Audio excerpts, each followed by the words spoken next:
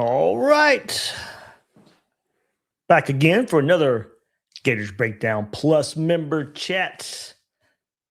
Last Sunday before Christmas. Hope everybody out there getting ready for the holidays. Plenty to talk about once again, of course.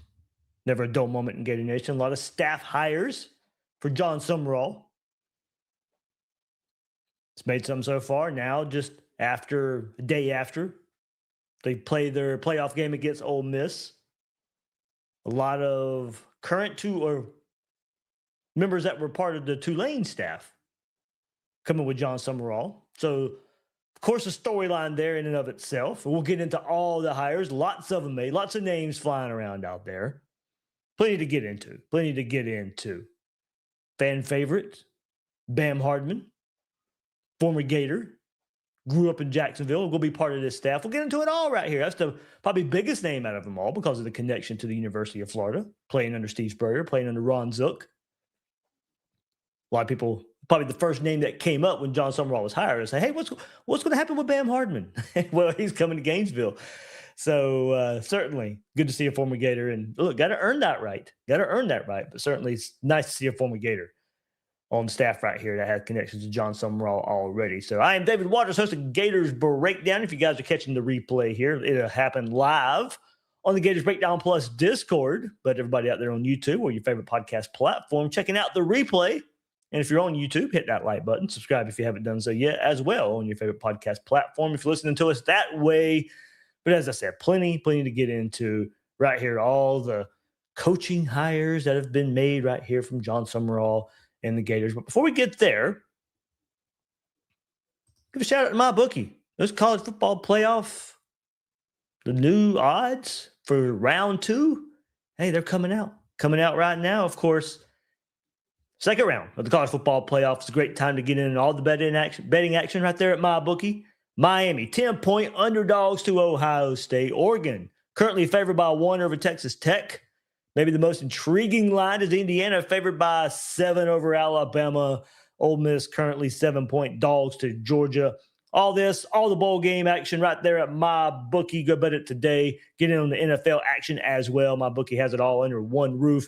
Game lines, player props, and more. Get in on the NFL Super Contest or Survivor pools. Bet it all right there at MyBookie. It's your one-stop sportsbook and casino all in one. One account, one wallet, bet football, and then go spend some time hitting those slots, spend some time playing those casino games, no switching apps, no jumping platforms. Straight up action right there at MyBookie. And if you're new to MyBookie, use our promo code GATORS and get your first bet up to $500 fully covered. Make your play. If it doesn't hit, you get it right back with the bet back bonus.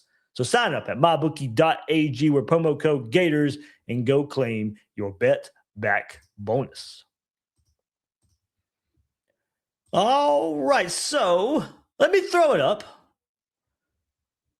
The staff hires so far, one even made late, like around 7 o'clock coming out. We'll get into that too. Had time to put it on the graphic. We'll get into all of it. Let's just go through all the staff hires right quick, and we'll bring some Gators Breakdown Plus members in as we go through the hires.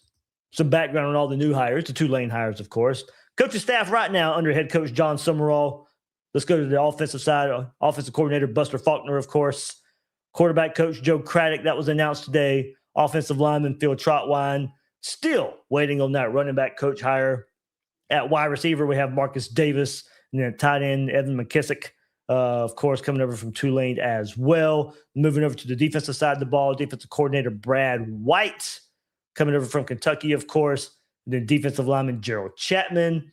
Outside linebacker is Bam Hardman. Inside linebacker, the Tulane defensive coordinator, Greg Gasparotto, coming over for the inside linebacker job.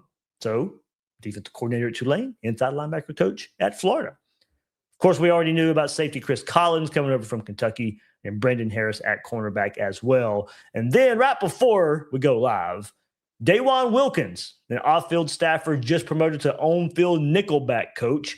And a little more background on that just while we're here, just because there's not a lot on him, and you'll kind of see why here in just a second. Graham Hall putting it out there on X just about 45 minutes ago. Jon Sumrall detaining Dawan Wilkins, elevating the 25-year-old assistant to the star nickelback coach, potentially making him one of the youngest position coaches in the SEC. Wilkins previously worked at Kentucky alongside a pair of recent hires, Brad White and Chris Collins. So already Florida had somebody on staff, Billy Napier's staff, who already had a connection to Brad White and Chris Collins. So kind of natural, just to fit him in right there. But as Graham Hall says, got to be one of the youngest head coaches or one of the youngest position coaches there in the SEC. So certainly that's eye-opening in and of itself. And then as far as others go, special teams, Jonathan Galante, he's getting the special teams role here.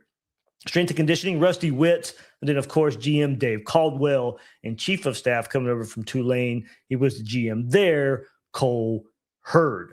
So there you go. Getting you caught up about, running back coach, about the only one. We'll get into that in just a bit here, but about the only thing left out there right now for the Gators and the storylines surrounding that position we will get into right here. So, guys, you can certainly get in here if you want to. Leave some comments on the side. If you don't want to jump in for the voice chat, or if you want to jump in the voice chat, go ahead and get in here and I'll let you in. But I know one angle of this, and I'll go ahead and, before we even get down to the breakdowns of these coaches and the background on these coaches, kind of already tired of hearing the ridiculous take. I thought he wasn't going to hire his friends.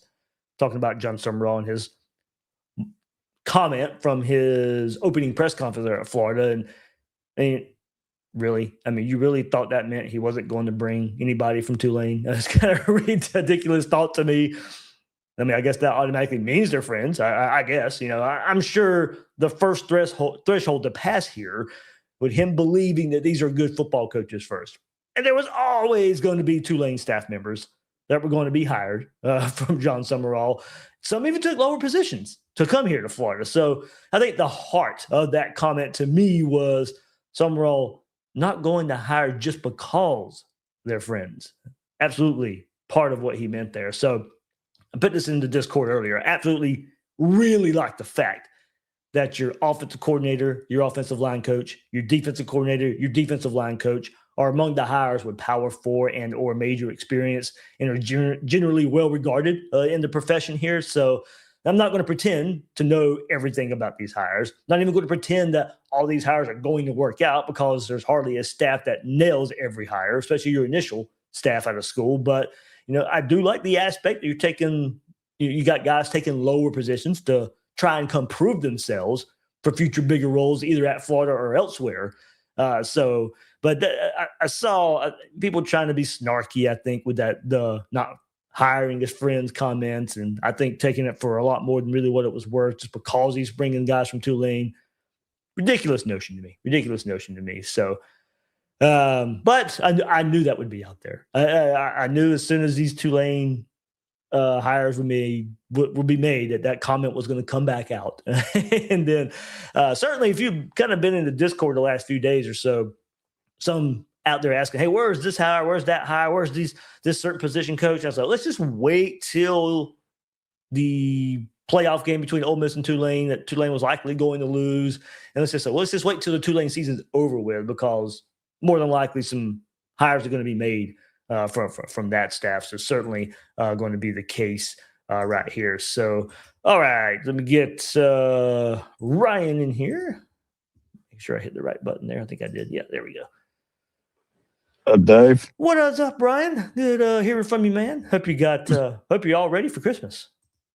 Yeah. Merry Christmas to you. Go ahead and say it now, and to everybody else in here.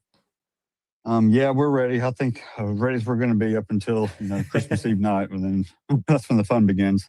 Yeah, for sure. I was up in Georgia all weekend. My mom has to work Christmas Day, so we were up in Georgia. I got back around 1:00 today, so did the Christmas with the family, my side of the family today, and we'll hit my wife's side and do it ourselves at our house on Christmas Day. There you go. Well, I hope you'll have a wonderful day. We will. And, so the hires, everybody, the whole not hiring my friends thing. I think everybody, like you said, is taking that like just exaggeration too far. It's just, and plus, who's to say that these guys are his friends? They're coworkers. Right. You ain't gotta like everybody you work with. No, you probably don't. Nope.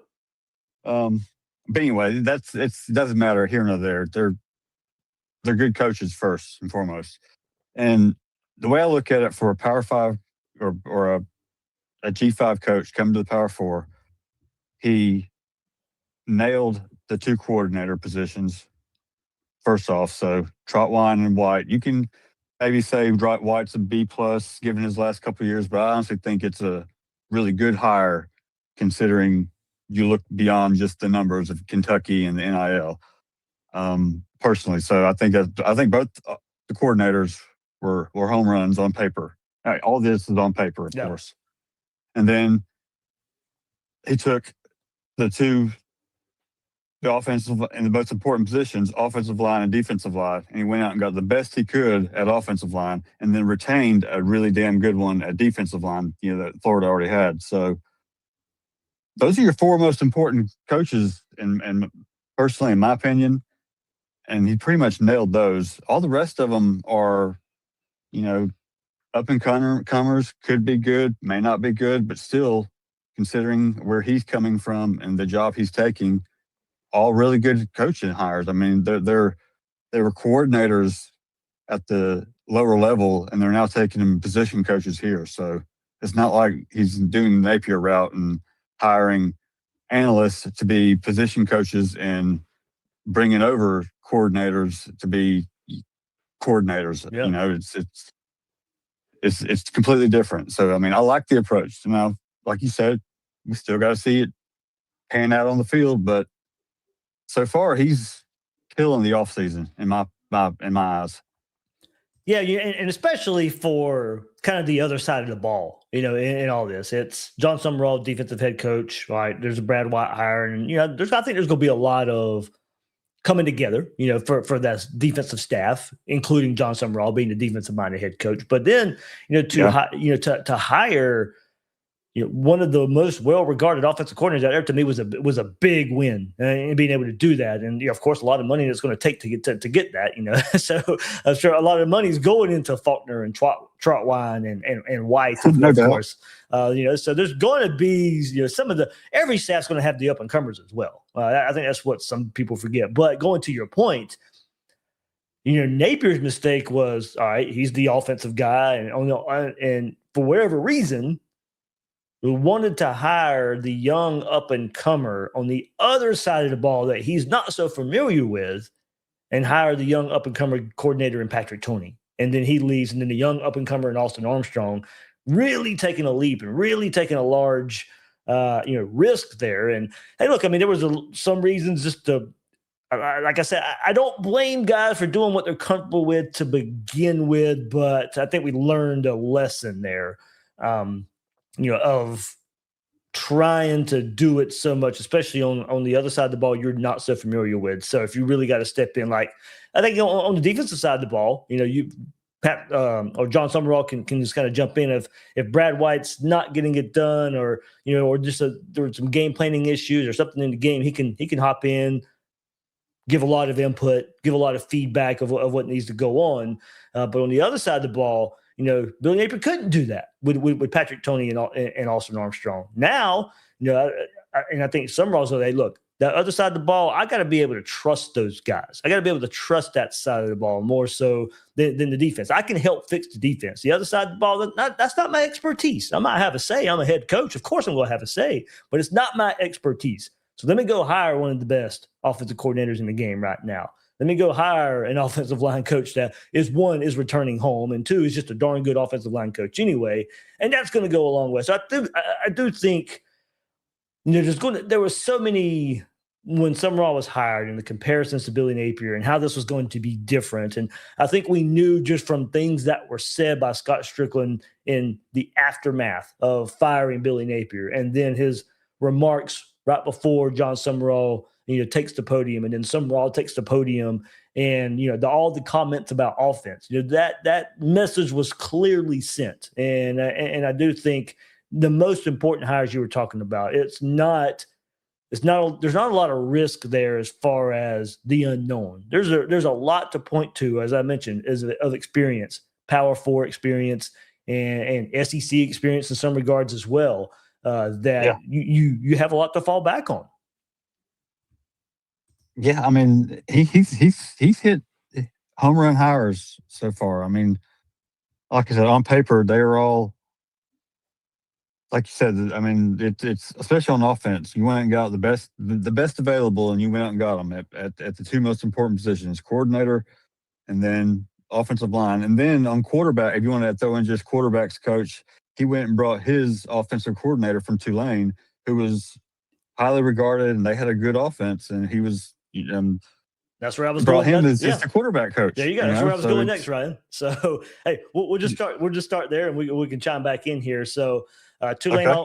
Tulane offensive coordinator Joe Craddock coming to Florida as a quarterback coach, as you mentioned, 40 years old, so young guy, as we mentioned, the up and comers here. But as I said, not an offensive coordinator, coming to be the quarterback coach. But he's been with Sumrall all 4 seasons. Sumrall has been a head coach as his offensive coordinator. This season, 39th in the country in offense, averaging 410 yards per game, about 411 yards per game. Craddock secured his first on-field position at the college level at 30 years old at SMU from 2015 to 2017, serving as the Mustangs offensive coordinator and quarterback coach under Chad Morris.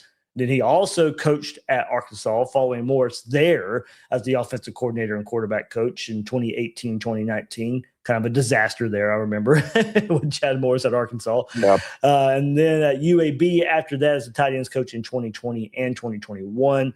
He joined Sumrall at Troy as the offensive coordinator and quarterback coach in 2022 and 2023 and has been with him ever since. So with that, I did go back, because he's going to be working with the quarterbacks. So I did want to go to the advanced stats at 4th and short. Really good website. Really goes into the analytics. I've been sharing them a bit. We'll pull them up again right here and just go through. Here's some basic passing stats with Joe Craddock here. And in 2025, this past season, yards per game, Tulane was 39th in the country. Yards per attempt, 27th in the country. Completion percentage, 50th in the country. That's where they were ranked. Touchdown, 17th. In the country, interceptions 8th. So taking care of the football. Yards per game last year, 64th. Completion percentage was 38th in the country. Yards per attempt was 7th in the country. There are a lot of green these last 4 years. Once he or last 5 years, once he teamed up with Jon Sumrall. Go back to Troy in 2023. There was a repeat here for whatever reason, but 25th in yards per game, 54th in completion percentage, 28th in yards per attempt. So in all his years, they've been top 30 in yards per attempt when he's paired with Jon Sumrall as the offensive coordinator. So kind of lets you know the mindset there. In his first year at Troy, yards per game, 46th in the country. And then 41st completion percentage and 15th in yards per attempt. So since then, but a lot of bad before that, as I mentioned, at Arkansas. Yards per attempt was 100th and 100th in the country, 93rd, 82nd in the country, 84th in the country, all that in 2018, 2019 range. So certainly not pretty when it was his last time he was in the SEC. So hopefully not a mark there that means much, but as I said, that was when he was offensive coordinator under Chad Morris, so not calling the plays here at Florida. Exactly. He's just helping the quarterbacks now. I mean, it's a good hire for a quarterback coach. Yeah, I think so. Plus the familiarity with Sumrall and what he likes to do, what he allows the offense to do. I mean, and you can tell from the way he coaches. I'm not gonna. I watched a couple games. Ever since he was hired, that's about all I've watched of Tulane, other than last year versus us. I mean, you can tell he lets his coordinators do their thing, and then he gets, he gets involved when he has to. Just what I could tell from when they showed him on the sidelines. Not a whole lot to go off of, but that's just what it looked like. So that's good. Yes, right. Some advanced passing stats here. Success rate 15th in both seasons at Tulane last year and this year. The PPA ranked 4th last year, 25th this year. Explosiveness 15th last year, 76th this year. And then if you go back to Troy, explosiveness, they were in 2023 30th in the country, 46 in 2022. And then PPA was ranked 55th in the country in 23, 60 in 2022. Success rate, not so great at Troy, 67th and 73rd in the 2 years there. So, but it's kind of, you know, since the Arkansas days, that's kind of where he's been at. Like I said, really hard to know because Chad Morris was just such a terrible fit at Arkansas. It's really terrible offense back then. So, really successful in 2017 as well at SMU. They were 17th in explosive, 39th in success rate. That's where Chad Morris came from. I was correct. trying to think of. He followed Chad Morris from SMU to Arkansas. Yeah. I must have missed it if you said that, but that's thinking, where did Chad Morris came from? Because he used to have a good offense, and I remember him going to Arkansas, and it just not working. Nightmare there. So yeah, hard to really know what to make from that. But, you know, it's just another background, another data point here. I did like the yards per attempt. I mean, he likes to throw the ball downfield, and so that's good. Certainly. So look, for this, you know, already having Faulkner as the offensive coordinator hire, kind of going to a point that, you know, we were making just to kind of wrap it up here with him. I mean, we knew he wasn't going to be the offensive coordinator with Buster Faulkner here and, you know, making that early move. But I think to be able to pull him as quarterback coach with his experience, I think it's a nice pull. And to me, I'll credit to Sumrall and, you know, these coordinator hires here, but also with Faulkner, you know, him being one of the best OCs out there, you got to think he has a say in this too. I don't think Sumrall's going to have, you know, just bring this guy in on a whim. I think you have a conversation with Faulkner, and I think Faulkner's got to kind of have a blessing in this as well. Yeah, and Faulkner's kind of known to be a quarterback guy too, isn't he? So he'll probably still be overseeing it, and I mean, I imagine this guy will kind of still be working under Faulkner and however he wants to do it. Yeah, his input in the room will still be helpful. Yeah. You know? And I've seen the thought too, maybe kind of being groomed as the heir apparent. We'll see. And like I said, pulling up the stats I just pulled up, I know might rub some people the wrong way when, hey, if you go back to Arkansas, you know, it was not pretty. So, you know, there's been a few years, a few stops since then. We don't have to worry about it right now. But certainly, if that is the case, hopefully learns a lot in the next, you know, 2-3 years, and you know, but we'll worry about that if it happens. I'm not going. I'm not getting all up in arms about that. If things go the way we want them to go, Faulkner's only here 2 years anyway. So, So let's keep it going right here on offense. Other guys, if you want to hop in too, we can just do the Ryan and Dave show. We've done it before. Come on, guys. Don't be shy. Bull, I know you want to get in here. Coming in at tight end coach, Evan McKissick. I hope I'm saying his name right, or McKissack. He comes to Florida after servicing the co-OC and running game coordinator / offensive line coach from Tulane. He arrived at Tulane after serving as the tight ends coach at Troy under Sumrall in 2022, his first season. I went back and looked it up. Troy's tight ends combined to catch 23 passes for 274 yards and 3 touchdowns. The receptions and yardage totals were the most by a tight end unit in Troy's Sun Belt history, which dates back to 2004, while the touchdown tally tied for the most. So there you go. So there's a little bit there of, you know, getting somebody who was a tight ends coach before his time at Tulane, change roles a little bit. As I mentioned, the co-OC running game coordinator / offensive line coach at Tulane. So a little bit of a versatile background here from McKissick. And then we can go to running back coach too, because I know there's just a lot of questions about that. A lot of talk about this one, of course, when it looked like Derek Nix was going to be the guy, but he ended up taking the wide receiver coach job in that position at Alabama. And look, he was telling people and players he was coming to Florida. So that's how close that one got. And then it just didn't happen. Alabama gets involved. And so I think a pivot has to happen for Jon Sumrall here. And we'll see. I think, of course, the conversations we've been having on the Discord, Oregon's Rashad Samples, those conversations have happened. I don't think he'll be the guy right now. I'm not so sure to be Chad Scott either, who was recently fired by Texas. I think, he was probably a scapegoat for the Texas run game struggles with a bad offensive line, and so they could hire Jabbar Jalouk. I don't have another name to throw into the mix right now. Maybe it could still be one of those other guys, but that's just kind of where, after the news today about QB coach, tight end coach, and possibly down the line with running back coach, where it stands today on offense. Do you think the way he's announced all these other hires, that it's a coach, if there's even one, been hired yet or in talks yet, that it's a coach still coaching another team that's still in the playoffs? Because we didn't get any of these announcements until Tulane season was done. Yeah, that was even going though to be a couple of them we kind of thought figured where it was going to happen. They didn't really get announced or leaked until the season was over. So are we waiting? Could be, and maybe that's where the sample stuff, if you still want to hold out hope for that, maybe comes from somebody else. Maybe somebody else. I know you're not this, and I just know it's going to be. Since you brought that up, I'm sure some people will try and connect that dot. So true. I don't know. Maybe go NFL route here too at the same time. Yeah, I guess that could be part of it. Like I said, I think it was so close with Nix, and then a pivot had to happen.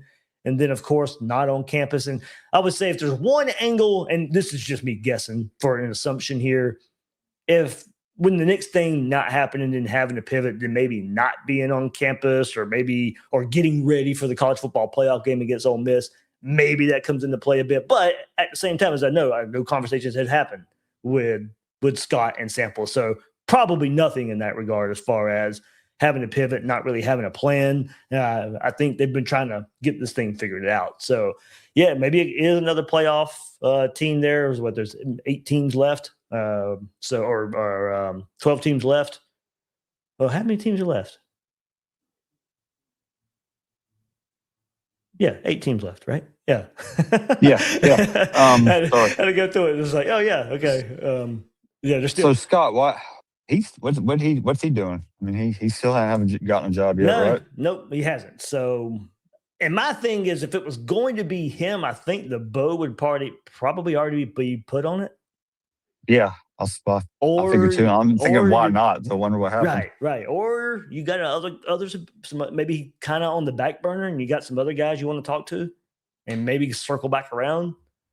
So I guess, I don't know. I mean, it would be kind of a funny storyline of just trading running back coaches with Texas and somehow. It's like he's at least good recruiter, though. Yeah, I mean, only had it would be funny. Only had 1 year at Texas. Yeah, only had 1 year at Texas this past year, and that was a rebuilt offensive line. We know how much they lost from that offensive line from last year, and that was a storyline we followed from Texas all offseason. It was a storyline we followed for Florida versus Texas week about that new look offensive line. So, like I said, and that's we've had the conversation in the Discord too. I think kind of a scapegoat. I thought that even before he might be a possibility of becoming a running back coach at Florida. I mean, as soon as they hired, I was like, man, that doesn't make a lot of sense to me. Like, I'm not putting the injuries at running back as well.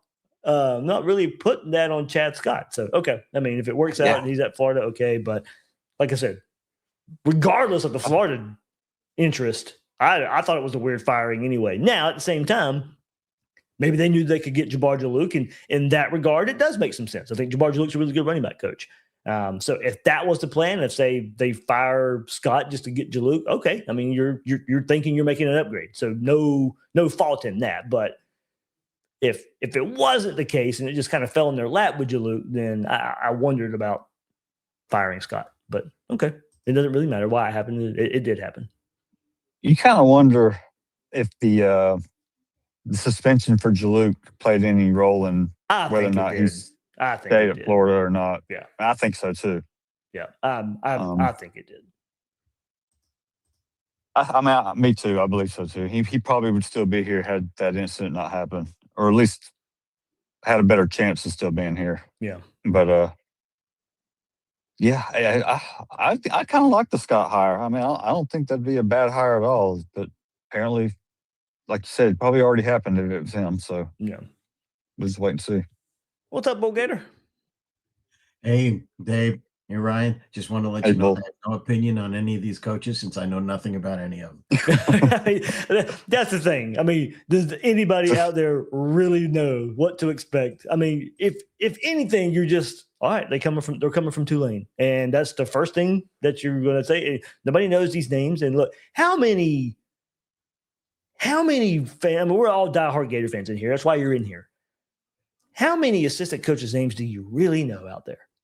I mean, The ones that went to Florida. The one that went to Florida, maybe. And of course, it's just, I think a lot of people get wrapped up, and it's just like the first thing a lot of people have to do is go Google the name. Where did they come from? What's their history? How long have they been here? How long have they been there? Who do they know? I mean, a lot of people, I mean, yeah, there's some hot assistant names out there. Of course there are. But if you can name more than 10 assistant coaches out there, I will applaud you.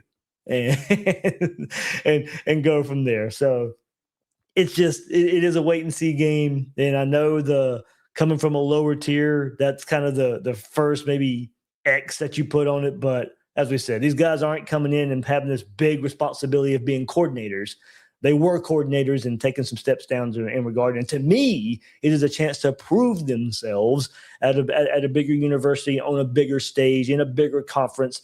Everything that comes with that. And then if they have some success, maybe they get a job at Florida or somewhere else. But at least I like the moxie of, all right, let's go to Florida. Let's go prove ourselves. Ones that really got me jazzed, of course, are Troutwine and Hardman. Yeah. Just because the Gators. You love to see them come home. I would have loved for Robert Gillespie to be the running back coach, but I understand that's not going to happen. Well, I mean, there's your other playoff team that you're bringing up to the storyline that we went to earlier of could it be somebody on the playoff team? You heard it here first. He was a name I heard early even before a head coach was hired, and when the thought was it might be Lane Kiffin, that his name might be in the mix there. So, maybe I don't know. I don't think it would happen, but I mean, he's coached at Tennessee, I believe, right? And Alabama. So and other places. Yeah. Oh yeah, for sure. I'm just thinking of programs close to Florida. Man. Hey, it'd be a good fit. Nice it'd be a good hire. I mean, I Uh, always look at coaches' recruiting backgrounds first anyway. So Yeah. I always look to see, are they good recruiters first and foremost? So that's a good. yeah, so that's a far good these one. guys, Let's move over to defense, and Bull Gator brought it up because we'll get to Bam Hardman here in just a second. So before we get to defense, yeah, I want to talk Jaluk going to Texas. Do you think Texas picking them up has anything to do with their interest in Jaden Ball? Abso-freaking-lutely.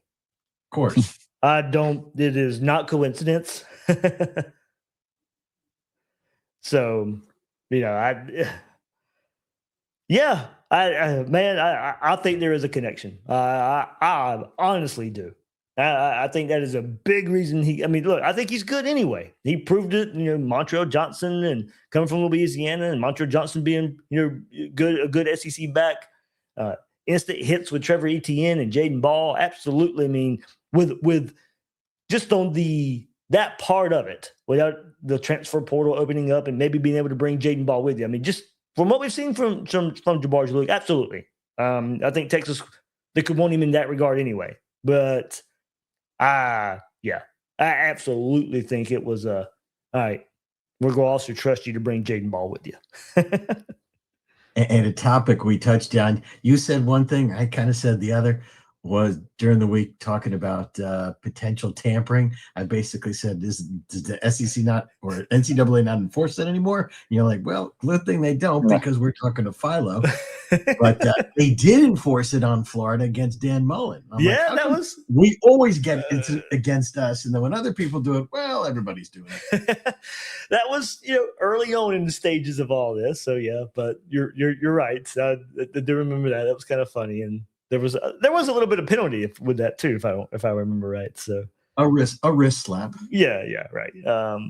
So, yeah, interesting angle with the running back coach there and kind of tying it all together. If somebody Florida is waiting for maybe another playoff team and you're bringing up Robert Gillespie's name and talking about the former Gators Bull, because it's funny how it all came together when you mentioned bringing in Trotwine and bringing in Hardman. And we were just talking about running back, and he's the former Gator running back, and he's with a playoff team. So we're just tying all those storylines together.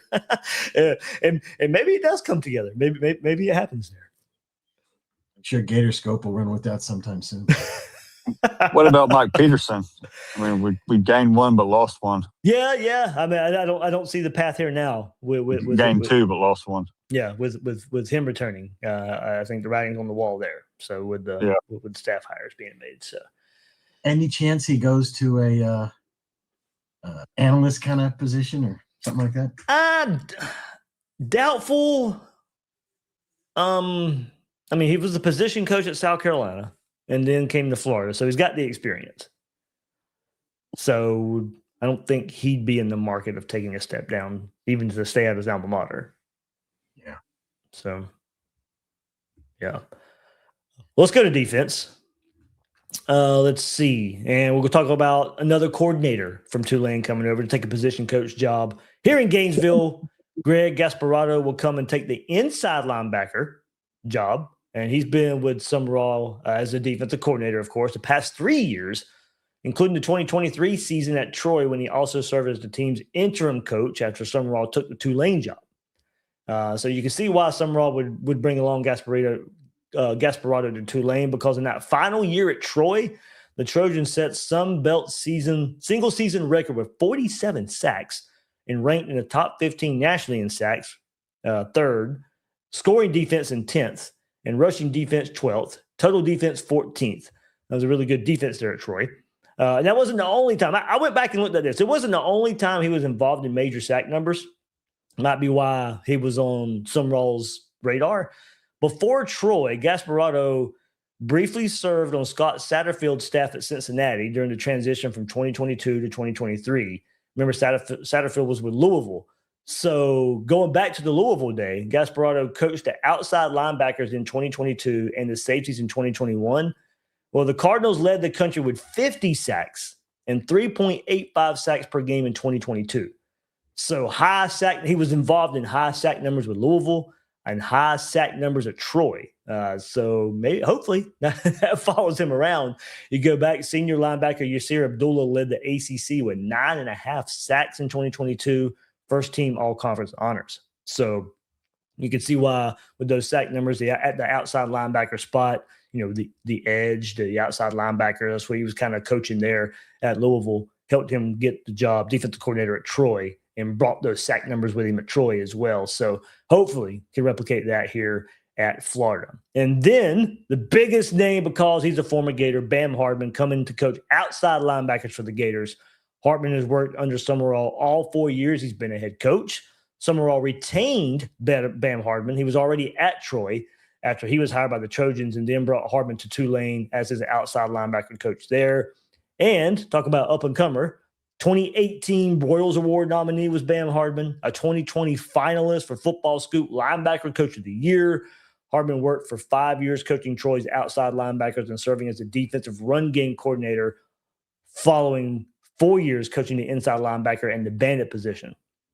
19 of Hardman's players earned all Sun Belt honors in his 9 seasons at Troy from 2015 to 2023.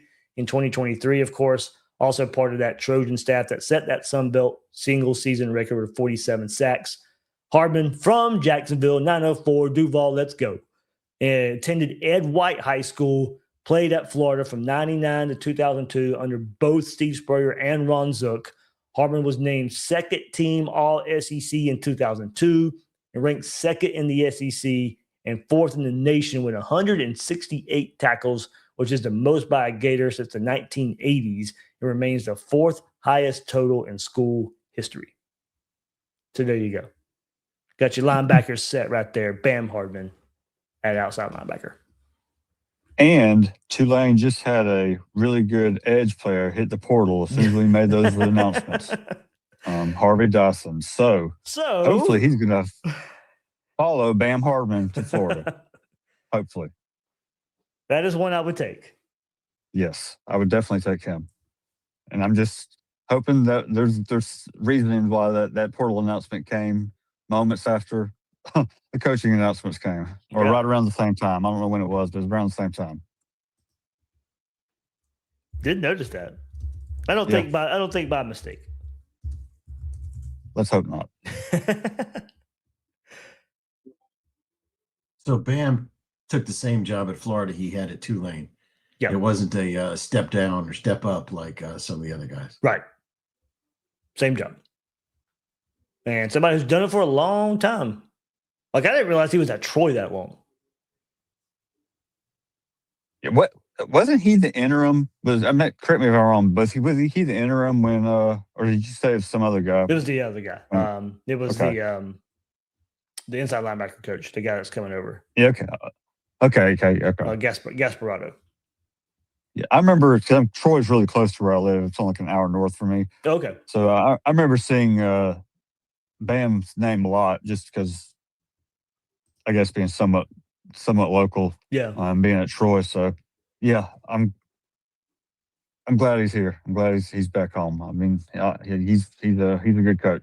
Yeah, because I am so anti, just because people have gotten on my nerves with it, of the whole let's just bring a Gator because they're a Gator. No, it's not how it works. It's not how it needed to work. Those guys we got to earn it. And I thought he's earned it. Like, his name has come up, with previous head coaches. Hey, can we get, and especially when he was up for those awards, it was like, hey, what are we doing here? At Florida, when linebacker play had sucked for so long. It was like, hey, we got a former Gator winning awards. We know it's Troy, but does he get a shot? And never got the shot. Got to Tulane and under Jon Sumrall. So, I think it works too. He's a defensive head coach, of course, there, Jon Sumrall, and being, tied with him, I think got probably for a group of, whether it be inside linebackers or outside linebackers, a group I'm pretty sure is pretty close to Jon Sumrall, him playing linebacker. So he probably has a lot more thoughts about that position than any other. So I think he's really going to trust a guy at the linebacker spot. I mean, it's all about getting the players at this point now. I mean, these guys, all the coaches are good enough. These staffs are either good or great, excellent, just depending on how it goes. Some may not work out, but they're all going to stink if we don't get good players. Yeah. So that's what's next. Yeah.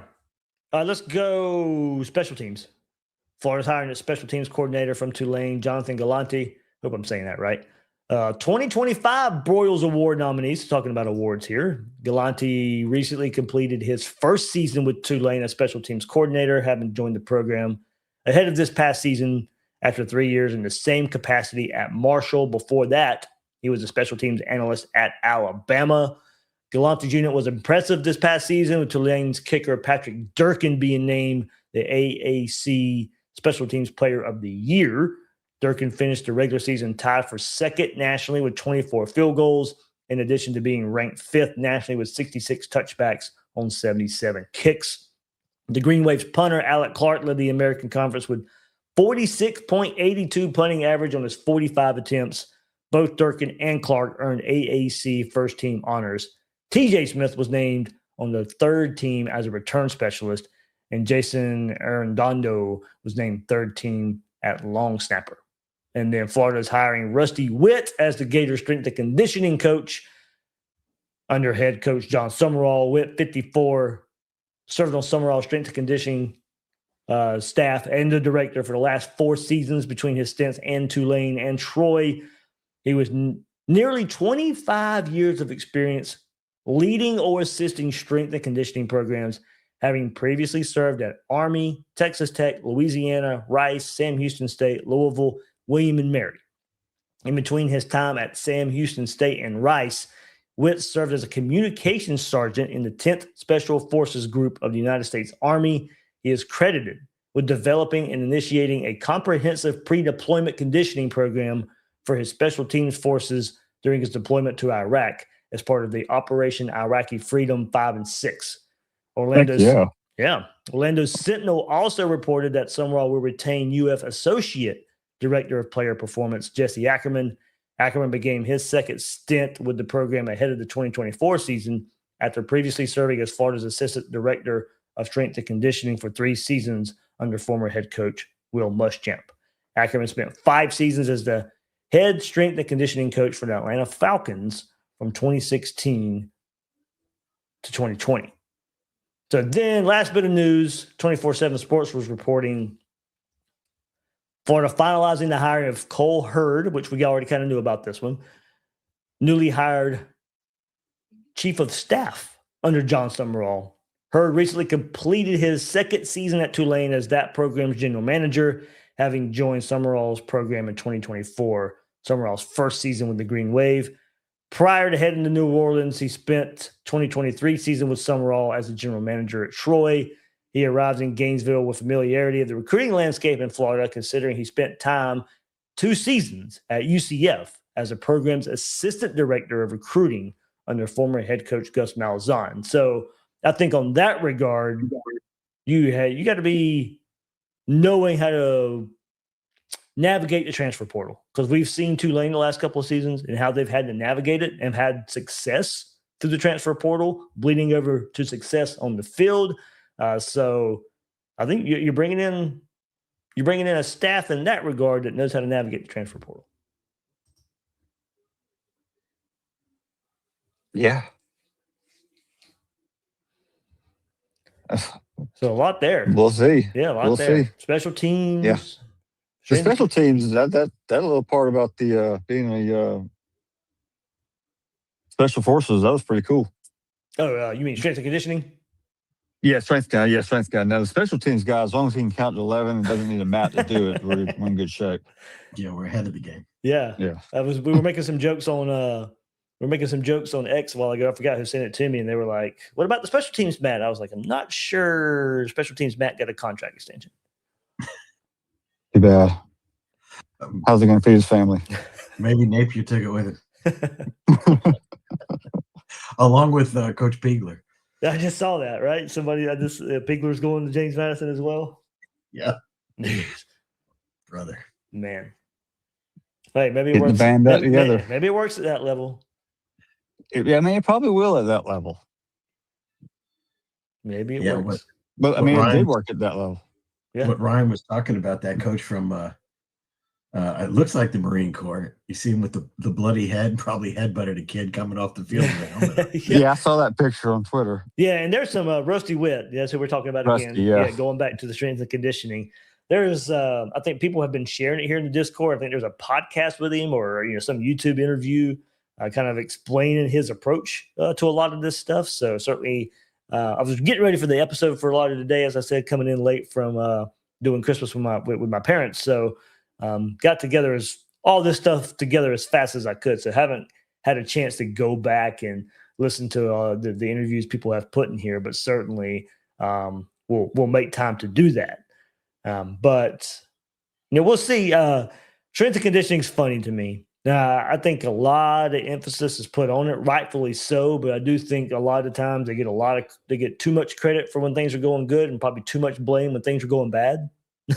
So that's just a way I viewed it. But I mean, look, we've heard Urban Meyer talk a whole lot in the last month or so, and he's very, very, very, very big on strength and conditioning hire. Which don't get me wrong, I'm not dismissing it.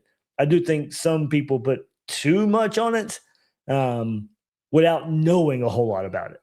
I think that's probably, it's like, you know it's important, and you know it has to be important, but it's hard to quantify it. And one way people quantify it is injuries, of course. I mean, and I think that's fair, but it can't be the only barometer. And then, like, fourth quarter performance. Do teams fall apart? Do they wilt away late in games?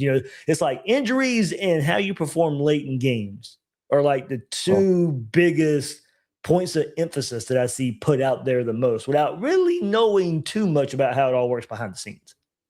Well, those are two checks on Florida on not performing well on either one of those. So, and then I guess the images, that get put out, like the weight differences, and that guy looks swole. And I was like, we've been fooled by that crap so many times. So I don't really care about the pictures that are sent out. Sometimes that's April. Not always good. It's not.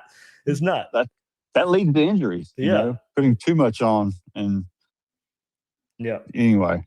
Great. I mean, you're right. It's not the only barometer, but it's really, really deflating when you look at every roster every week, and like the other team only has 2 to 3 people out, and yours is like 10, 15 players out. So great. You look good in that picture. Oh, your knees hurt again? Well, yeah. At least you look good. At least you look good doing it. That's what Chris Doring and a couple other players were talking. One of those 1010XL shows were saying earlier in the year when DJ was missing so much time, and they were saying they think he's too big for his size. That was leading to some of his injuries. Now, a lot of people laugh that off and say strength and conditioning doesn't lead to injuries, which I don't agree with. I mean, injuries are going to happen in football all the time. That's not always related, but sometimes it is. And you can get too big, or you can get less flexible. So, a ligament tears. Yeah.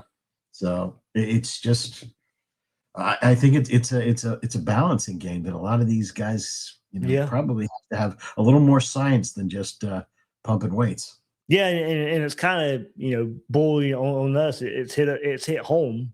The last 2 big gigantic name quarterbacks Florida's had, Anthony Richardson and DJ Lagway, and prototypical size, and this is what you want a football player or a quarterback to look like, and the 2 that we've had who look like that couldn't stay healthy. Well, Anthony AR still took that to the NFL. Yeah. I mean, and freak injuries too, like what the orbital bone that he had that when he got hit in the eye was like a broken workout band or something.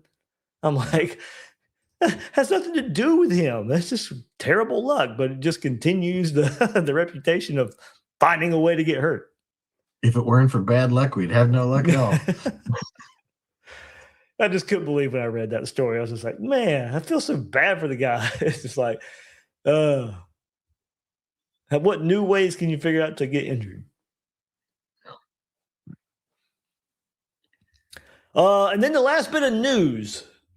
A lot of hires today, and that's been, of course, the biggest takeaway today, as it should be. But Jon Sumrall, Jaden Ball, going to be meeting this week. And I think Zach Abelverde reported that would be happening on Wednesday up near Atlanta. So the head coach is going to go visit Jaden Ball. And, of course, I had my spiel last week of, what would it mean if he leaves, if he transfers away from Florida, the work being done to keep him? What does it mean? What does it look like? Certainly, I hope he's on this roster. I like 13. And, there's so much conversation that you can go with how much is the running back position worth? And is it worth a bit more in Jon Sumrall's first season at Florida? Overall, the running back position devalued over the years in football. Not as much as in the NFL. College football, I think, still values the running back a bit more. And then I think you could say, given Jon Sumrall in his first year trying to build this team, have something you can rely on that is known production, you can make the argument that, the running back position has been devalued, but in a first year of a head coach, having number 13 to build around would be seen as a positive, where you have to overpay or not. Maybe getting off to a hot start and it pays off down the road. Seth and I talked about that the other night. But certainly, you see how important this is. We already knew how important when Jon Sumrall spoke on in his opening press conference about trying to keep Jaden Ball. And then, of course, how having the meeting. And we saw and I shared it on X, and it was shared in here in the Discord as well, about Jaden Ball kind of put the business trip graphic out there, kind of in support of Jon Sumrall when they were getting ready for the game against Tulane. So seems to be involved and kind of, I think, in the right headspace of, I'm going to give Jon Sumrall a chance here of keeping me here at Florida. I think it's, I think still trending pretty good. Just go get it done. Going back to the running back coach and that position being open. We've been told, of course, that that's going to probably have an effect here of Jaden Ball and his decision. But hopefully with Buster Faulkner, the OC, having Phil Trotwine as an offensive line coach, who hopefully can develop the guys in front of you and, can go a long way in helping Jaden Ball make that decision to return to Florida. What if Hope. we're going to tell Ball we gotta have an answer for a running back coach? I would think he'd like to know. That's Yeah. What if Freeman takes the New York Giants job, and then their staff then becomes available, and they have a running back coach that I know a lot of Gator fans would love to get back down here? Is it possible? I'm just throwing this out there. It's probably not. I'm just. Yeah, I know the Sider's names is going to be very, very popular as well. Yeah, I don't know. I don't know what the timeline is for Marcus Freeman making an NFL decision, or the team making a decision on him. So I'm just trying to think of what else. At that point, I think if you're trying to build a staff, and if you got good word that Marcus Freeman's likely headed to the NFL, and you got good word Juwan Sider would come to Florida, you gotta let the timeline play out. Because you also got to look pretty big picture. If you're saying I can get Juwan Sider, okay. Now this is very, very hypothetical. You brought it up. I don't think this is how it would play out. But let's just have fun with it. This is what we can do here, especially late into an episode. And as we're talking. After we already decided that Gillespie's coming, but go ahead. Yeah, exactly. But we're getting both. We're going to have assistant running back. We're going to have assistant running back coaches here. I guess continuing that story at the risk of waiting and not really, I would think if you got a pretty good feeling it's going to be him, you share that with Jaden Ball, and it probably works out. But I think if you're going that route and you've got to wait a period of time here, the transfer portal's opening up in 3 weeks, 2 weeks, 2 weeks. So it's hard. I think you've got to know something pretty concrete and let Jaden Ball know. Interesting storyline, though. I mean, yeah, you would think that's what the speech on Monday or the discussion on Monday's got to be about, and figures, obviously. Yeah, which is apparently pretty close. So I think he wants to stay at Florida. It's just, I said it the other day, what does the team look like? And if it's more than likely, I think his last year, I think he's NFL good after 3 years. What does he want that last year to look like? Does he want to be loyal to Florida and be a Gator, regardless of what if he wants to compare how much Florida can win to say how much Texas can win or Ohio State or Georgia? Obviously, those schools will be pegged to win and be better than Florida, no matter what hires Florida makes, no matter what Florida's transfer portal acquisition looks like. Those 3 schools will be picked better. But is there enough out there to sell him on? We can be good in year 1. I want to stay here and see it through.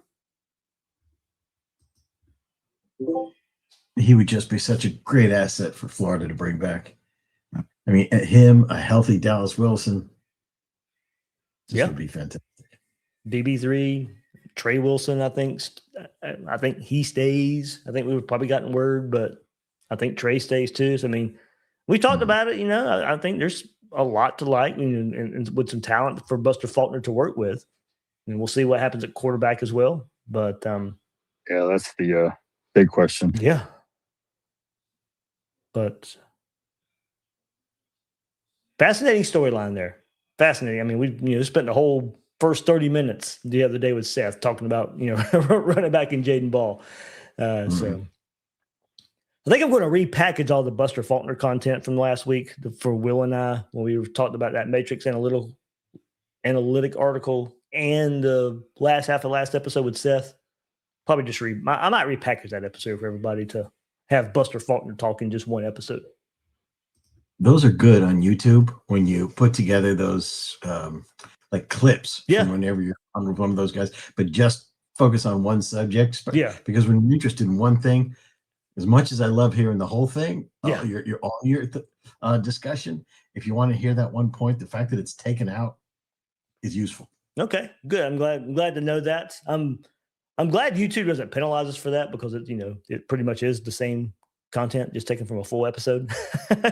So when I've seen Josh Pate do it for years and all that stuff, I'm like, I even reached out to Pate. I was like, hey, you ever got in trouble for this before I even started it? He was like, no, not really. I was like, okay, I'm good. I'm going to do it too then. So, I could do it more. I know I could. I tried to make use of time, but I do need to start doing it more.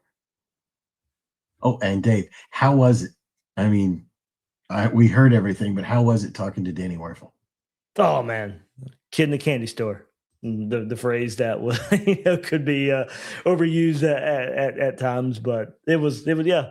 I said it in that episode, and certainly 13-year-old me this would have been giddy. I mean, I was giddy anyway, but 13-year-old me would have been giddy, and no way he would have believed it. Probably would have had a lot of questions. How in the world? How in the world? What would you have done from the time you were 43 or from 42 all the way back to 13? What have you done in between those years to be able to talk to Danny Werfel? Tell me about it. And you broke out the Danny Werfel starting lineup. Oh, see, you have it at 13. I got it when I was like 40. So it's cute when you do it. It's like disturbing when I do it. So you weren't 40 back then. Don't sell yourself short on that. Yeah, come on, man. I was a senior in high school when we won it in '96, his senior year. Funny thing is, and I've told this story. Here we go. This is Gators Breakdown plus. We're going plus here before we wrap up. But the SEC championship game that year, believe it or not, was my first Gator game in person. I was 13. Because, and I've said it on here before, my dad just does not like going to games. My dad's not a big crowd person. Never has been. He just doesn't like crowds. What year? 96. So Arkansas? Bama. Was that Bama? Yep. Oh, yeah. I couldn't remember which one that year. Yep. So it was my first Gator game in person, the SEC championship game that year. Some guy my dad worked with said, hey, go take your son. And he gave us the tickets. And there we were heading to Atlanta. I remember we watched, was it Texas beat Nebraska in the Big 12 title game? Yes. And that was the first domino that fell. And then we all kind of got even more excited heading into the Georgia Dome. And then, of course, Arizona State had to get beat by Ohio State. Yeah, Ohio State. Yeah, Arizona State. Yep. That's right. Yep. Jake Plummer was on Arizona State. Yep. But and then set up for Florida State there in '96. But certainly, I mean, it was. I'll never forget it. If you don't never, that your first ball game. Mine being in the Georgia Dome, not in the swamp, was a little weird. But certainly, I mean, I still remember so much of it. Yeah, so it's those are always. Yeah, and you're right. You'll always remember that. Yeah, it got the ball rolling. It made it. I loved it at that point. I think it became an obsession at that point. Yep. My first game was in Jacksonville, the Gator Bowl in 1992. Shane Matthews' last game. Okay. My first, ironically enough, with the incoming coach was Florida versus Tulane, 1984. Hey. Still have the ticket. Yeah, I still have my SEC championship game ticket somewhere. Yeah, I still got a newspaper clipping from the Gator Bowl that I went to that year. Of course, my very first game was Alabama, Mississippi State. Bear Bryant was coaching. It was in the 70s.